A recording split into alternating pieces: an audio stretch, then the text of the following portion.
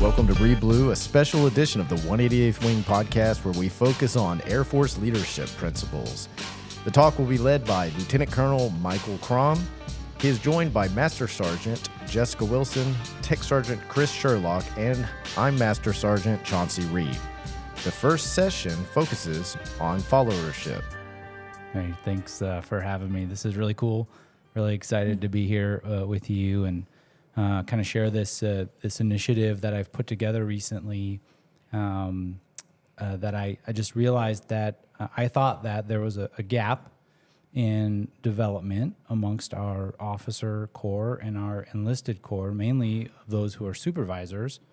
You know, the Air Force does a really good job of training and education through formal schooling, right? On the enlisted side, we have things like Airman Leadership School, NCO Academy, Senior NCO Academy, and then on the officer side, after you commission, we have Squadron Officer School, Air Command and Staff College, Air War College, and all along the way, the Air Force has a system to give us nuggets on how to be better leaders.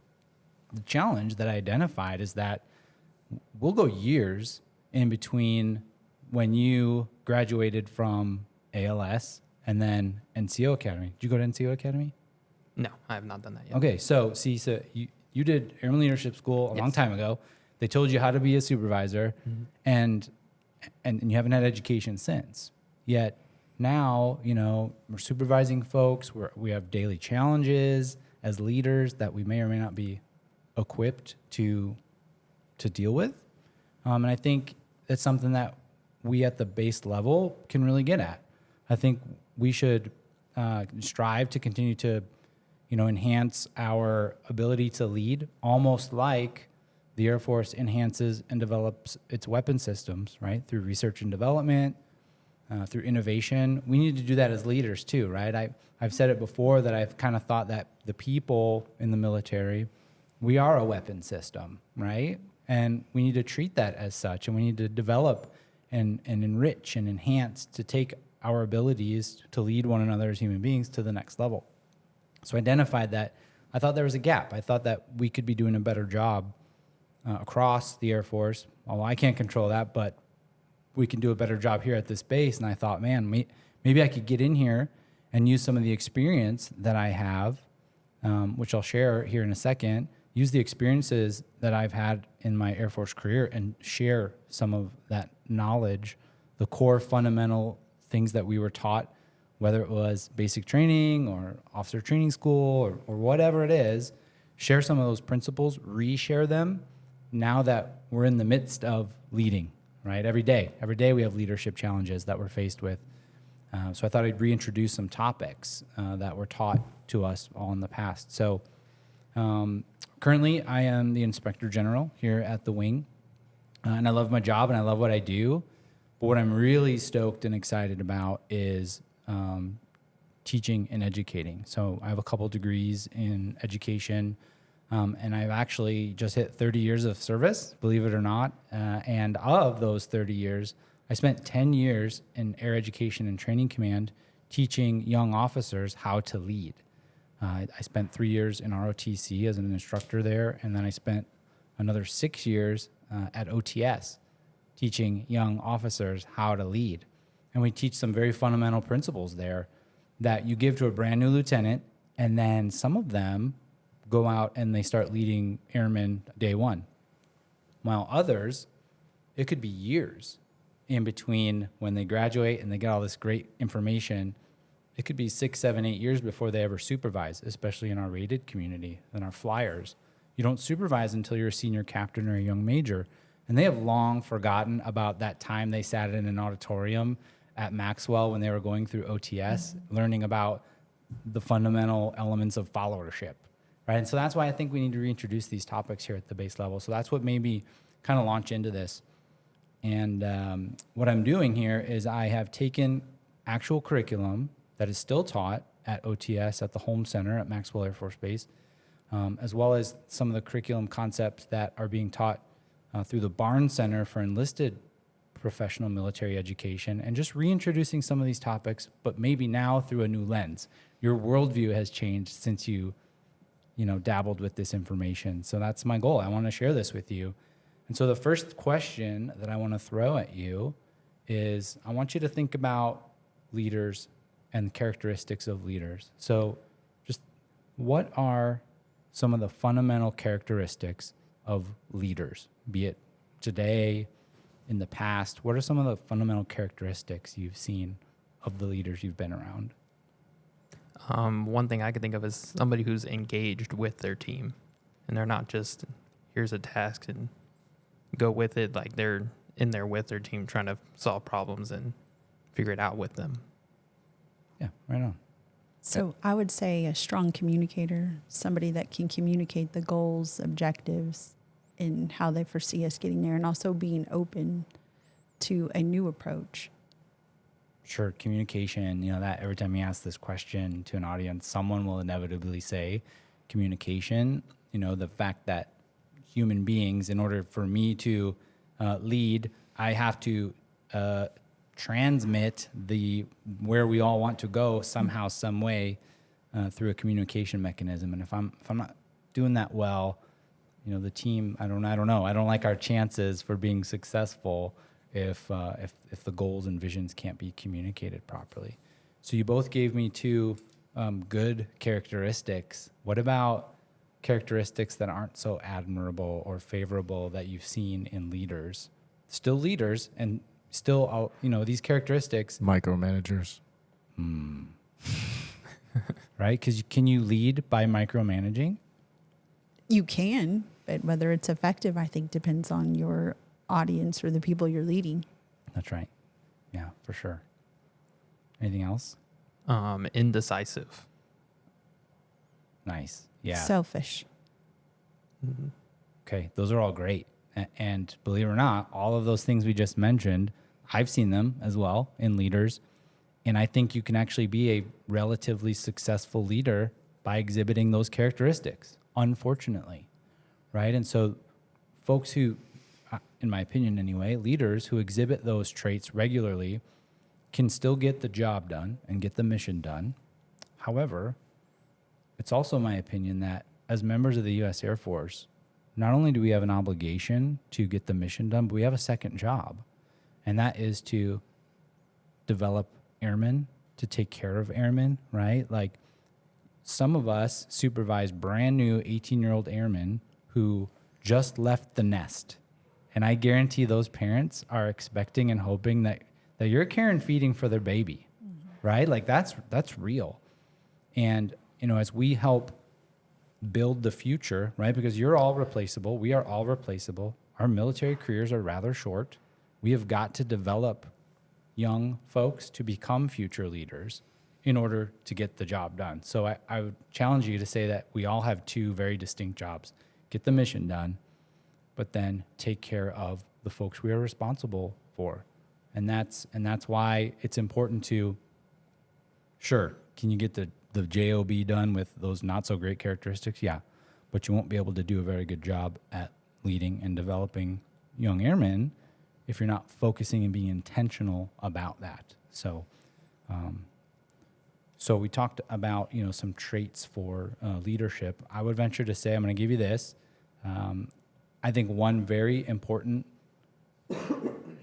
thing that you would need to do to be a successful leader is to learn how to follow, right? And so that's sort of the topic for the day is followership. I will tell you that if you cannot be a good follower, your chances of being a good leader are not great, right? Because I'm looking at the group here, and I know that we all have a boss. Anyone at the table not have a boss? No. We have multiple bosses. Yeah, all kinds of bosses, right? All folks different, whether they're functional area managers or leads on different teams we get put on, or our actual day-to-day supervisor, or anyone in our chain of command, multiple bosses, multiple leaders who are, challenged with moving the ball forward and getting the job done. And we all have a boss, and therefore we are all followers of some sort.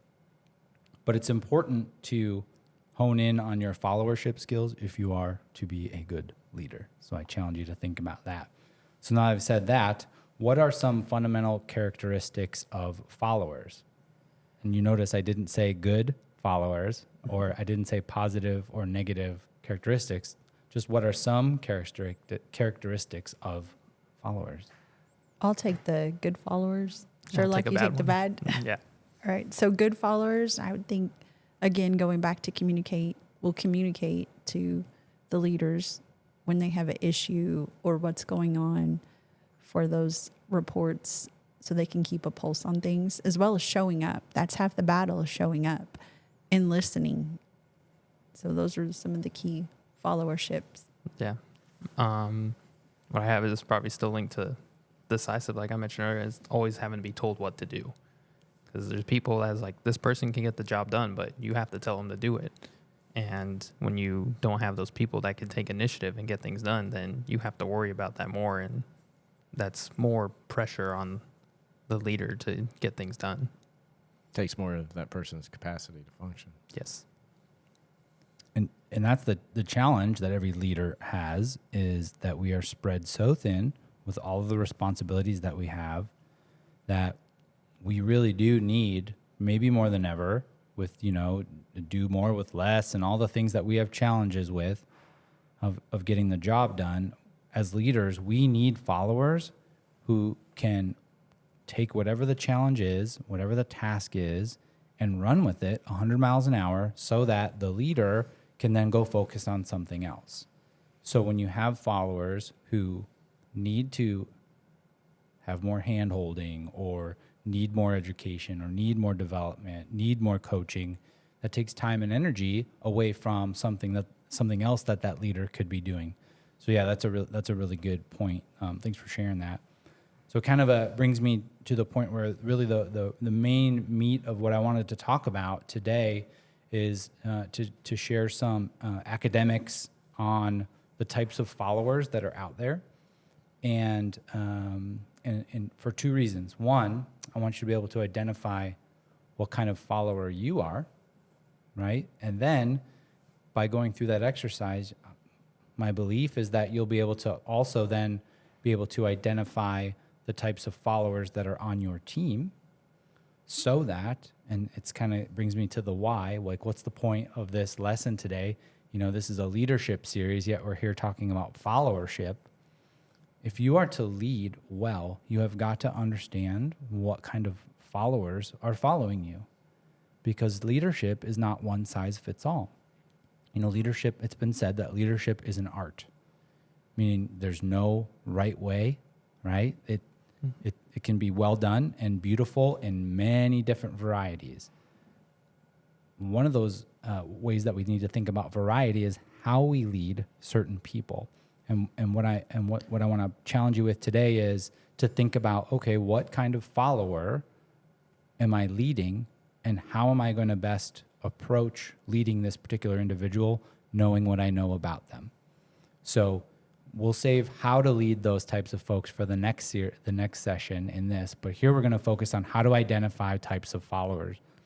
Because I've coined this phrase. You can quote me on it someday if it ever becomes on like a motivational poster or something, like with the cat hanging from the branch. Is that followership variables? Think about that. Followership variables lead to leadership countermeasures, meaning all the different ways that people follow need different types of countermeasures or way to approach a problem through leadership. Essentially, you got to change the way you lead for different kinds of followers. That's what it comes down to. But in order to lead them, we got to figure out what kinds of followers are out there. So that's why I want to talk about two very simple models that are out there in the air education training command world that we've taught to airmen and lieutenants in the past.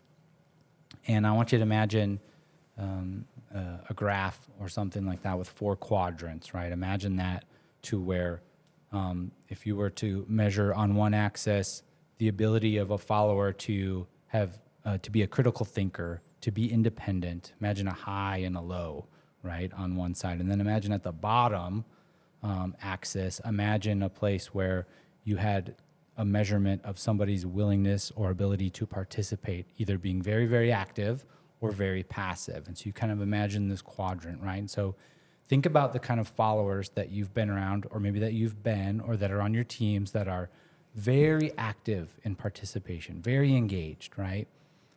But then are also very independent and critical thinkers, right? Those kind of followers are the absolute best to have on the team, right? Because they're super independent, meaning you can give them a task with minimal input and they will run with it, especially if they also happen to be very active participants. That type of followership is the ideal. That's the pinnacle. The challenge is that we're all squishy humans with feelings and issues and home lives and challenges. Is that, sure, that's the ideal follower, but let's face it, we live in a real world, right? And we've got things. So it's really the other folks, and if we were to start pinning some folks' behavior on a chart, like I tried to help visualize, imagine a follower who is still very independent, very much a critical thinker, very smart, your subject matter expert. However, they're very passive in their participation. Maybe it's because they don't feel like it, right? Maybe it's because they're introverted, right? Maybe that's not their jam. Maybe they need to be inspired. Maybe they need some inspirational leadership to bring that out of them to get them moving forward, right? So that's a certain kind of follower that requires a specific kind of leadership. And so imagine someone who exhibited that, but then imagine someone who exhibited the exact opposite in regard to the traits that I explained. Instead of being an independent critical thinker, imagine a follower who is very dependent and needy for expectations, for direction, who hasn't quite developed critical thinking skills yet, but very active, very proactive, very engaged, wants all in, but is very uninformed, doesn't have the ability to critically think through challenges, right? Those people is kind of in the business what we call yes people, and those are dangerous followers, right? I don't know about you, but I come up with lots of terrible ideas. I like to be creative. I like to approach problems with, different kinds of mentalities and different angles. Well, most of them are pretty bad, right? Every once in a while, I'll hit a gem. But I need someone to tell me when that's a bad idea. Let's not do that. And I'll be like, why? I thought this was the greatest idea ever. And they're like, well, see, the problem is that we don't have any money for that. Or, you name it. Police don't like that. Yeah, right? The police don't like that. Or, that's just not acceptable. You need someone on your team who will tell you that, who will apply some critical thought to whatever it is you want to do, and then, have enough courage to say, no, boss, that's a bad idea. I don't think we should do that. The other person we talked about, that sort of alienated follower who's very, very smart, very critical, but quite passive, they'll let you jump right off that cliff, right? And that's why that one's dangerous. They will just have fun with that. Have you worked with anyone like that in the past? Not now, of course, right? Oh. We're all effective followers at the table. We're putting each other in boxes right now. That's right.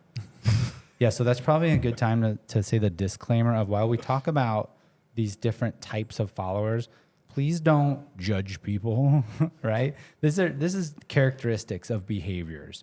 And I will be the first to admit that there have been times in my 30-year career where I can honestly say I have been all over this spectrum for a variety of reasons. Sometimes I've been an alienated follower because I felt like my opinions weren't heard. Maybe I felt micromanaged.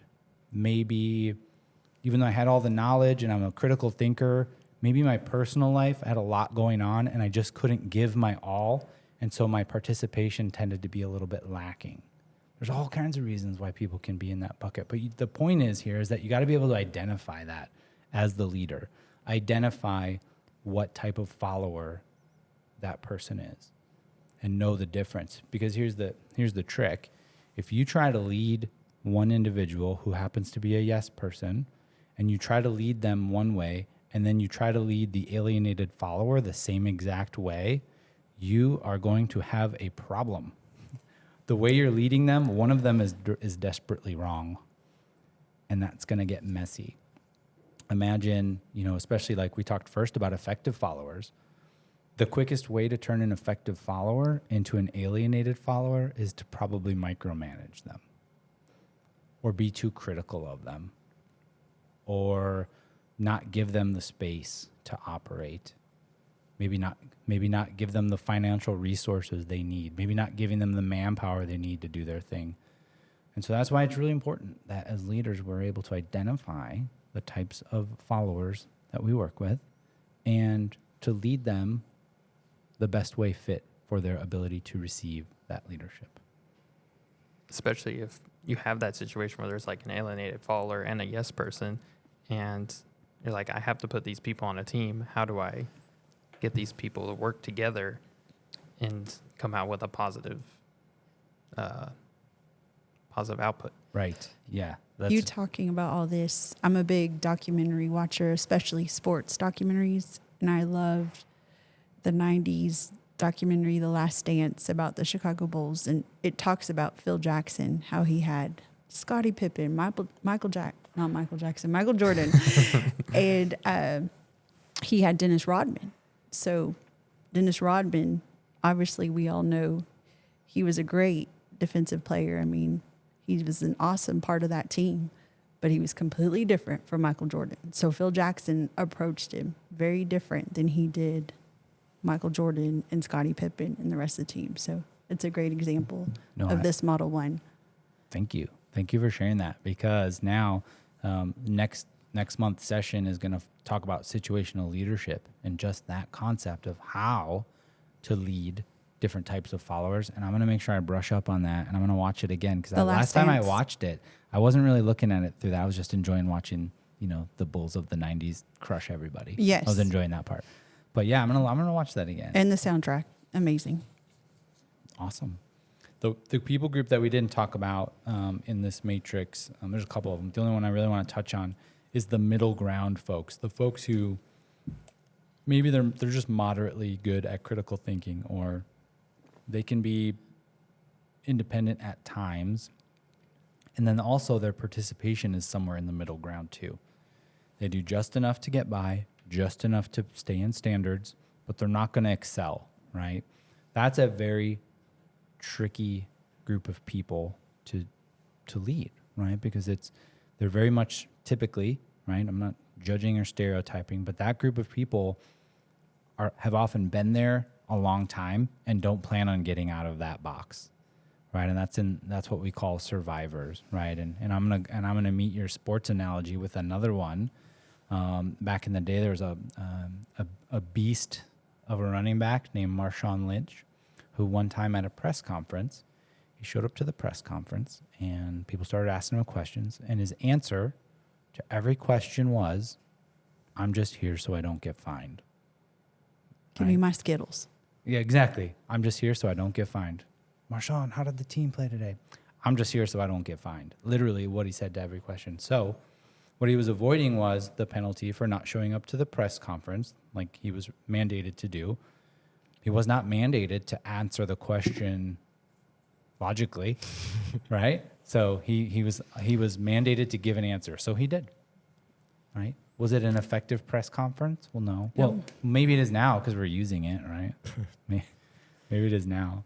But It was effective to him. yeah, that's right. He was right. So someone who's just getting by, trying to survive the day, not make any waves, not find themselves excelling too much to get stuck with extra projects. Because we've seen it, right? The folks who get really good at following, what happens to them? They get stuck with all these extra tasks and they become the go-to person. Survivors don't want that. They get burnout. They do not want that. But survivors also are smart enough and witty enough to know where the standard is so that they don't get in trouble either. Just right there in the middle. And that's a tricky group. And we'll talk next month about, some strategies on how to potentially lead those people. Yeah, say it's a whole nother topic you can go into is recognizing those effective people and making sure you don't overtask them because you rely on them so heavily so that they fall into that middle section. That's Because right. they could change and be like, I can't I can't do this much. I'm going to step back. And now you have a less effective team member. Yeah, that's think that- that's a great point. Do you think that the frozen middle survivors is kind of a evolution from alienated followers? I think so. Yeah, I think that at some point they may, we talk about the matrix or the idea that alienated followers are very high performers. They're very independent, very good at critical thinking. It's not that the survivors are not. It's just that maybe they're not exhibiting the behaviors because they've given up on it. So I think if you've just been crushed, and if you've been an alienated follower long enough, and you're just you're tired of not being listened to, you're tired of even trying to be an expert, you might just I'm not gonna give up any of my knowledge here. I'm just gonna hang out right here in the middle, and that's a tough spot. But the one challenge is that people aren't always in these buckets, if you will, on purpose, right? And that's why I said there's variables in every one of our lives. As humans, life is messy, and there are all kinds of things going on in our lives that cause us to flow in and out of these different areas as we, work on teams. So it's just to be aware of that is probably half the battle. So I encourage you to kind of think about, well, what kind of follower are you? And think back to when you might have been a different type of follower, maybe in one of these categories that we talked about. And what did it take for you to move to a different, more capable type of follower, right? When were you an alienated follower, and what did it take to bring you out of that into an effective follower? Or what took you from being more of a yes person? Yeah, boss, whatever you need. It's a terrible idea, but go for it. Let's do it. What took you from that to being able to go to the boss and say, great idea, I love it. However, I think there's some challenges there. I think we should look at this, that, and over there just to make sure, we're doing the right thing. It would take a proactive critical thinker and some courage to say that to a boss, right? So that's what I challenge you to reflect on. I want to move on and talk about another model that is not quite a matrix or a scatter plot, if you will. And it's just different types of followers that's typically based on levels of maturity, skill level, confidence, competence, those types of things. So I want you to imagine a type of someone with low competence, right? Not very skilled, doesn't know much quite yet. Maybe their maturity level is low. And I'm not talking about personal maturity here. I'm talking about professional maturity. Like maybe they haven't learned the military culture quite yet. But they are super committed, high level of commitment. When I say those things, what does that make you think of? Are there any kinds of people, airmen, big airmen, that you've seen that fit that mold? New airmen that come straight out of basic training in tech school. It's immediately, you appreciate the enthusiasm. But as an Air Force grandma, sometimes I'm wore out by the end of the day. Had to take care of kids, take care of other tasks, and you want to keep that enthusiasm going, but you also want them to be able to be self-reliant. It is very challenging. Right, exactly. Yeah, that enthusiastic beginner has all the energy in the world, right? Like a puppy dog, just getting at it, but just needs to be led a certain way. And probably leadership, when you're leading someone like that, you don't need to focus on their motivation. What you probably need to focus on is getting them more knowledge and experience so that experience and knowledge level can match their enthusiasm level so that they can progress to become, the pinnacle, the self-reliant achiever, effective follower. And sometimes that enthusiasm can spill over to the rest of the office or the rest of the team because they'll have a new perspective. I love working with enthusiastic beginners, right? Because they see things with a very, open-minded, glass half full, very optimistic approach to the business, right? And us, the older, right, the people who are follically challenged, like you and I, Sergeant Reed. That's me. Yeah. That, we've been around and we've seen a lot of successes and a lot of failures, and we love to use our expertise to say, that's not going to work. We've tried that 10 years ago. But the youngsters like, well, why not? Maybe it could work, right? Things have changed. The Bulls don't win championships anymore. Cheer. Yeah. So that's the challenge, is that there's such beauty and awesomeness to be found in that young, enthusiastic beginners. You just got to focus on the right way to lead those folks, right? We've already kind of talked about effective followers, or these self-reliant achievers, the followers who are at the pinnacle of their followership, right? Very competent, very mature, very committed, will do anything, and you don't even have to ask them to do it because they've probably already done it, right? That's where we all kind of strive to be as followers. There's a middle group in here in this second model of folks. I want you to think about this. I want you to imagine a follower or a team member that mid-level professional maturity, right? Maybe they're just, they've been in just long enough to know how it works, but not in long enough to really be, a seasoned veteran, if you will. And imagine that their professional maturity is still right there in the middle too. Still lots to learn, but have some experiences under their belt. But their commitment to the mission, to the team, is rather low. Right? Could you imagine what it would be like to lead someone like that?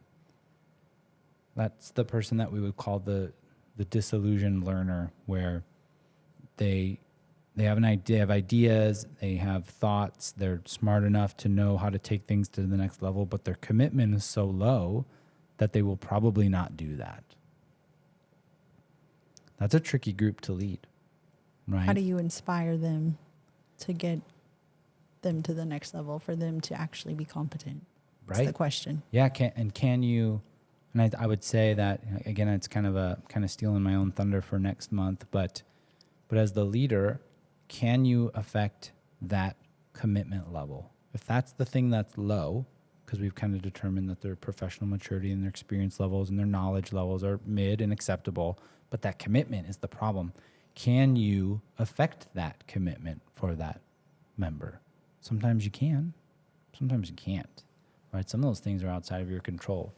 Personal things going on in their lives, just challenges and struggles that are causing that person's commitment to be low. That takes some creativity from a leader to be able to kind of dig into that, identify it, dig in, and support that person so that their commitment can potentially be enhanced. So that's tricky. Really tricky group of people to lead. Another tricky group is kind of the opposite with commitment. Very committed, right? Very committed to the mission, to the team, to everything that we've got going on. They've been in long enough. Their professional maturity is right there in the middle. Still a lot to learn, but gets it, understand, fits in with the culture. But their confidence level is very low. How do you deal with that? What would you do with that, Sergeant Sherlock? Well, for me personally, I feel like Sergeant Reed could probably attest to this. I feel like that's kind of what I came in at when I joined the unit, because I joined in when I was a little older than like an 18-year-old. I was 23-ish, 22, 23. I can't remember now. And I mean, I was willing to do the work. I already had experience of like working for people and feeling good about accomplishing work, but I lacked confidence in myself still. And that was something that I've had to learn over time in order to move out of this category, even though I wasn't aware of it, as I didn't have this in front of me and say, oh, I'm this person, I need to fix that so I can be the good colors. We convinced him that he was an expert and that he knew what he was doing. And sure enough, he probably is. And, sometimes a confidence boost is all that person needs to like take their game to the next level. Confidence in itself, the nature of confidence is not a real thing, right? Think about that for a second. Confidence is not a real thing.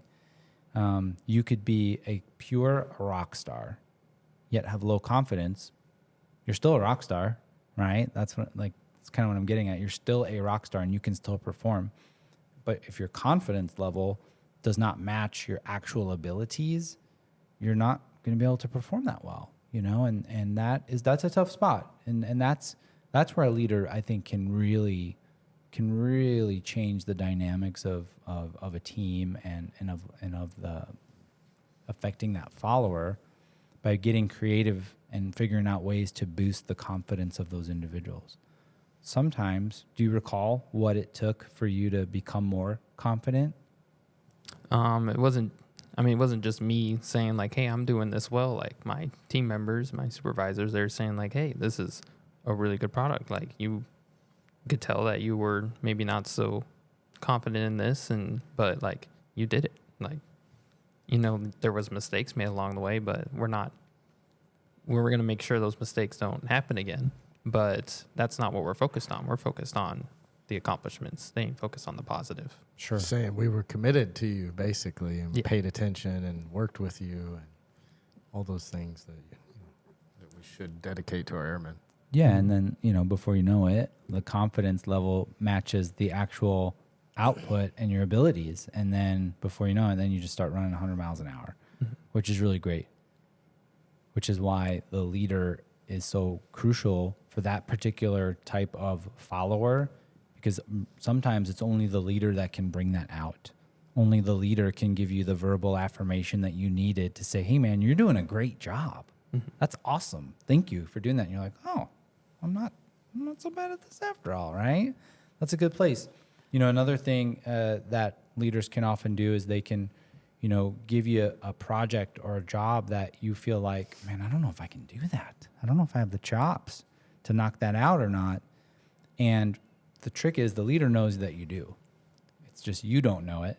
And they know that you're going to end up on the other side successful. And they know they're going to watch you through the whole thing and you're going to be successful. And you're like, well, I did it.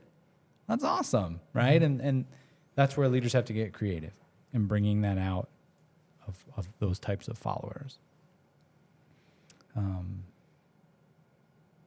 It's from Wilson. Have you at any time in your career been capable but cautious, low confidence but highly committed? I've been all of those, to be honest. Yes. And do you recall what it took to kind of get you sort of out of that and moving on? Yes, practice, reading the AFIs, having somebody I can talk things through and where they can make it where I understood it.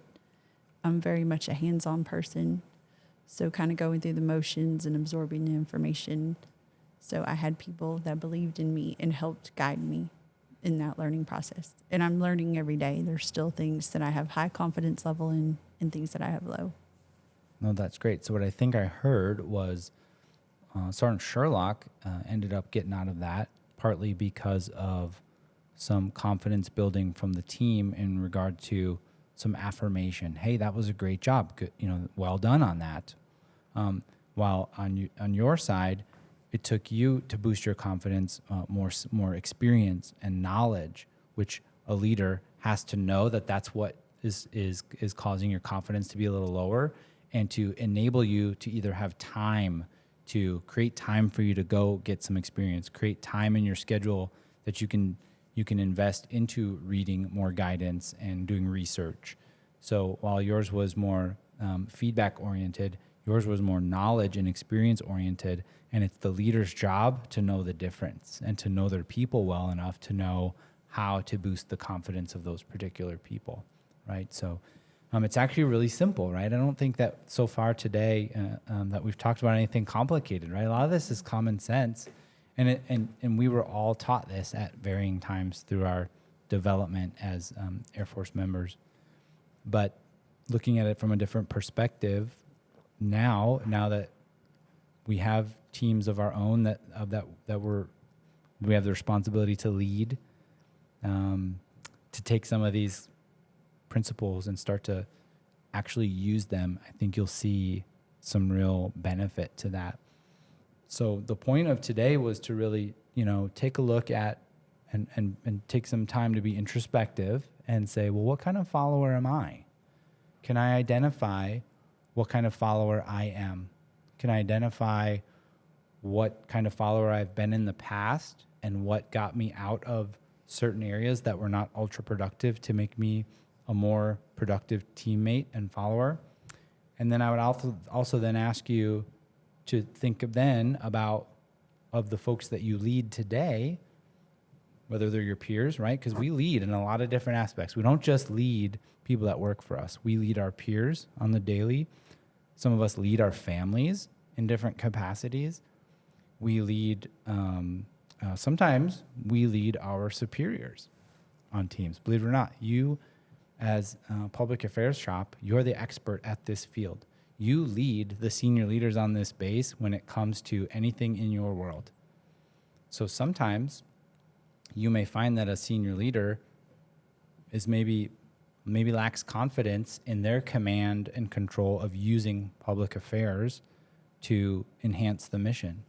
And it'll be your job as the leader in that moment to build up that confidence by giving them, in your case, Sergeant Wilson, like giving them more information and more experience to understand what PA can do for a leadership team. Or maybe it's, hey, boss, that was a really great speech you gave. I think we really hit the hearts of the community on that, and let's do more of that, right? And all of a sudden, the leader's like, why thank you, right? And before you know it, you're leading a follower in that moment. So think about that. Think about, where are these followers that I am leading, where are they in regard to their followership? And then what that will lead to is, okay, because this is kind of the big ticket for next session is, so now what? Right? That's the big idea here. Now what? Now that I've identified followership attributes, how do I change my leadership style in order to cater to each and individual need of those people on a one case-by-case basis? Because that's how you're going to do that. Because you've kind of talked about these different styles now. Could you imagine, I had said it earlier, but could you imagine treating someone who is capable but cautious with low confidence? Could you imagine leading them in the same exact way that you led someone who was really low committed but actually was knowledgeable? If you tried to lead those two people in the same exact way, you're gonna have a mess on your hands, and you're gonna have to spend a lot of time fixing that, and that's what we all want to avoid. And I think if there's one kind of thing to remember from this whole session here is we've heard of the golden rule. You heard of the golden rule before, right? Concept of essentially treating other people like you want to be treated. Well, that's not the name of the game here, right? Because guess what? Your followers are not you. They don't want to be led the way that you want to be led necessarily. What we need to do is the platinum rule, which is treat others as they want to be treated. How can you lead someone particularly? What style should you choose, knowing that they require a certain kind of leadership to get max effectiveness out of them? So another thing that I want to challenge you with, and I've been challenging folks with this all week, is the next time that you sit down for a feedback session with your subordinates, I challenge you to ask them what is their preferred style for you to lead them. Right? Have you ever asked that before to a subordinate? Sitting down in feedback, hey, how would you like me to lead you? Man, imagine if we could do that. Imagine if we could get to a place where, think about that. Well, what if your boss sat down in feedback and says, hey, how would you like to be led? Wow, I don't know. I never really thought of that before. Catch you a little off guard. It would. For sure. Right? And so I think what that gets at is, the idea of if you are a self-starter and you run 100 miles an hour, you have all these great ideas, and you're very confident. If that type of follower was asked by their leader, how would you like to be led? Their natural answer hopefully should be, I just really need a lot of decision space. I need a lot of empowerment. I need limited boundaries on where I can go. And as long as you trust me, I can move this thing forward greatly, right? While others, let's say you are the type of follower who lacks confidence. Just say that, right? Hopefully they would tell you that. They would say, well, I'm very committed. I love being here. I love my job. I just feel like I don't know enough. I don't have enough experience. I don't have enough knowledge. That's your cue as a leader to figure that out and create space to get after those issues in order to give that subordinate what they need to take it to the next level. So I challenge you in your next feedback session to ask, what do you need from me to excel? What kind of leadership style works best? Are you most receptive to? And I think you'll be surprised at what you get. And then I guess I'll flip that around too, is the next time your supervisor has feedback with you, if they don't ask you, tell them, this is my preferred style. I need lots of training and education from you because I don't know what I'm doing. Or I need a lot of decision space and empowerment because I have all these great ideas and I know I'm going to take this place to the next level. Or, I'm in a rut right now and my motivation is low. And I could use some help. Right? Imagine if your subordinate told you that, right? Wouldn't you move mountains for that person and figure out a way to help them and do that? But I think we're probably not transparent enough with each other in our feedback sessions. So open it up, be transparent. If you're the follower, ask for a certain type of leadership. If you're a leader, ask how those folks would like to be led. And I think you'll be surprised at what you can come up with. I appreciate you having me here today, and I look forward to doing this again in the future. It's been wonderful. Thank you for coming. Yes, thank you very much. Me as a newer supervisor, I can look at some of these things and apply it to not only myself, but to those who I may not even supervise, but how do I interact with them in order for my workspace, for our workspace, to move forward together. What's the next episode? Yeah, so the next episode, we're going to build off of this followership idea and talk about the situational leadership, right? Situational leadership is the concept of modifying the behavior, the leader modifying their behavior in order to maximize the effectiveness of the follower. So it builds off of what we just talked about. We learned that certain types of followers have specific needs that are going to help them become more effective. So it's the idea that a leader can modify their behavior to match the receptiveness of the follower in order to sort of make them whole, give them what they need to maximize whatever it is they're trying to get after, right? And that's the simple concept of situational leadership, of not just being one kind of leader all the time to all people, but modifying the leader's behavior to match the receptiveness of the follower. To match the Michael Jordans, the Dennis Rodmans, Scottie Pippen, and the Scottie Pippens. Right. Steve Kerr. How to be Phil Jackson. You're right.